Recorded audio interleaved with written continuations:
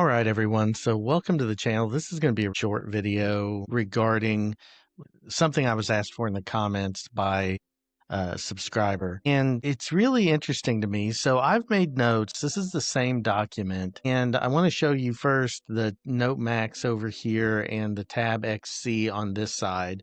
And right now I'm in a very well-lit room, well-lit conditions. And you can see that this, even with the front light off, while not ideal, is definitely readable.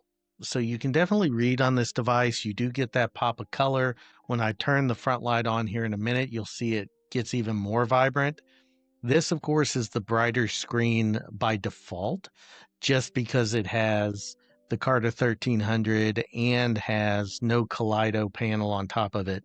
Plus, it also has no front light. So very much some more contrast here and obviously color on this side.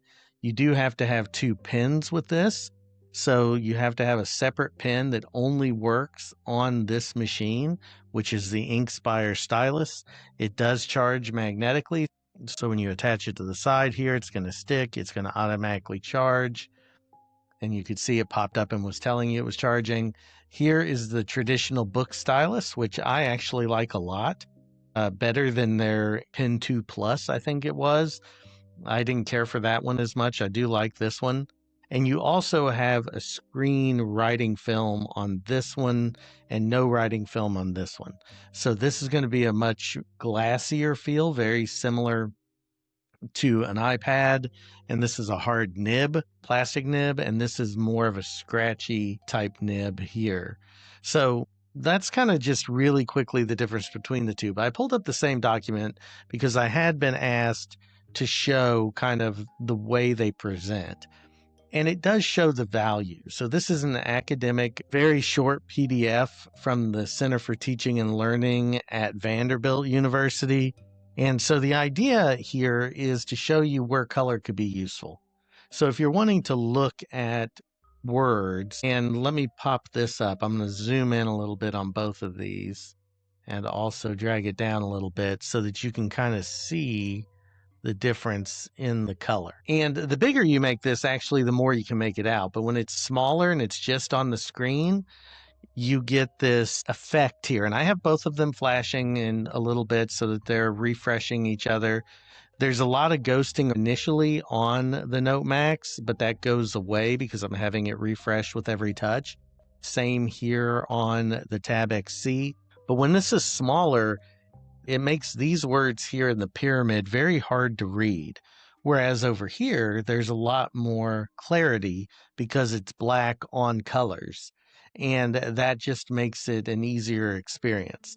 Now, if we take both of these back down to their normal, then again, a little bit more contrast here, a little bit easier to read text because of that white background. However, if you go in and you put the front light, and I always put it on custom because I like a little bit of extra warm light. But if I do this, now you've got a level playing field in a lot of ways.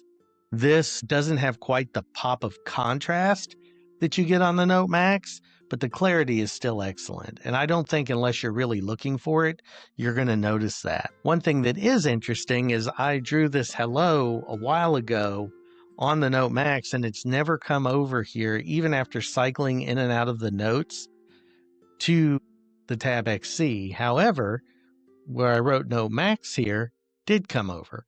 I've tried manually syncing the device. I've tried manually syncing just this specific PDF, and it's still not working correctly. So I don't know what the magic sauce is there. I'm trying to figure out the settings. Of course, I've had the Note Max for a little while, but I've not used it in tandem with another device, especially of its size. So I'm still trying to figure out the best sync settings, the best way to get the most utility out of these. But you definitely get a difference in feel when you write. I mean, even my hand here just glides, whereas here you get a little bit more resistance. So I can go ahead here and I can write hello. And it feels okay. I mean, it doesn't feel great. It's not as accurate as you're going to get when you write over here on the Note Max. So if I write hello, I'm going to get a much better look to it. And I don't know if it's coming through completely on camera, but it's much quicker, it's more responsive, it's easier to feel how that works. I'm not as big a fan of the way that BOOX highlights. I keep wanting to write with the wrong pen. Unless you're highlighting a whole paragraph. If I'm highlighting a whole paragraph, it works really well because I can just circle it. And now that highlight is there. And eventually that'll come over to this side, and I can do the same thing over here. So I can say, well, let's just go ahead and highlight that. It's going to automatically do that. The hardest thing for BOOX when it comes to highlighting is getting that fine detail, because the handlebars just don't work as well as some others do. And then you will notice here, and I don't know if the camera is completely picking it up, but over here on the Note Max, this is where the ghosting issue can really be a problem. You can still see where I had zoomed in on this pyramid and the explanations for Bloom's revised taxonomy. Whereas over here, that ghosting is pretty much eliminated. It's gone. Even though I zoomed in and then zoomed back out, it's very much not there. Now I could easily go in here to my menu and I could just hit a refresh real quick and get rid of that. So it's all gone. Not a big problem, not a big deal. But the fact that it just takes care of it over here is really nice from that standpoint. So if you're reading a PDF that requires color, which this one, I don't know if it really requires it, but it's definitely a nice to have for a graphic that's in color. So if you're reading a technical PDF that had a lot of bar charts or a lot of cluster charts, maybe spider graphs that had different lines meaning different things, this is definitely going to be a preferable tablet for that. Not a must-have, but a possible enhancement. And really, in that situation, maybe even a must-have if that's your daily writing and reading experience. At what point do you jump on to an LCD screen to get better vibrancy and color? But this is extremely acceptable in that specific case. But let's go ahead also and jump out. And both of these devices are very fast, by the way. You saw how quickly they moved from screen to screen and refreshed. But let's go back into a notebook here. And this has been something that I found very interesting. So I wrote a test piece of text here on the Note Max, and I wrote it here on the Tab XC. And I did that on each device and then had them sync. Now, what I do want you to pay attention to right away, if you look over here, look at all of that ghosting. Look at all of those remnants. You can still see where the buttons were to create a new quick note. You can see where the library was. You can see all of these things. That's just a huge distraction that it doesn't make sense to me, because these are both BSR enabled devices. So they both use the BOOX Super Refresh technology. And if that's the case, why aren't they both refreshing, and why aren't you getting good quality either way? And then I did a couple of examples too of cursive, just to show kind of my what gets lost a little bit here and there with the active pen. It's not a deal breaker. It's not awful on this device. There are worse devices out there, and those of us who have dealt with active pens for years definitely understand the differences.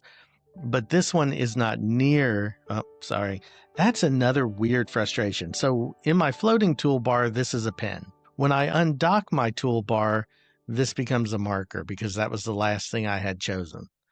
I don't understand that either. Just small little gripe for BOOX, because see, now I go back here and that was awful. That was me. That wasn't the pen. But you do see it's just not as accurate. I have to be really intentional to make sure my writing comes through correctly. And here I was trying, and it's still, I had to slow down even more. So for that quick writing, you may have some problems. But I don't understand the difference here. I don't understand why this is such a ghosting nightmare versus this device. So I just wanted to answer that question from that subscriber and that commenter, and just say thank you for asking these questions. Hopefully this was helpful and you learned something by watching this short video comparison between the two devices. Thanks a lot for watching, and I will see you in the next one. Keep on moving forward.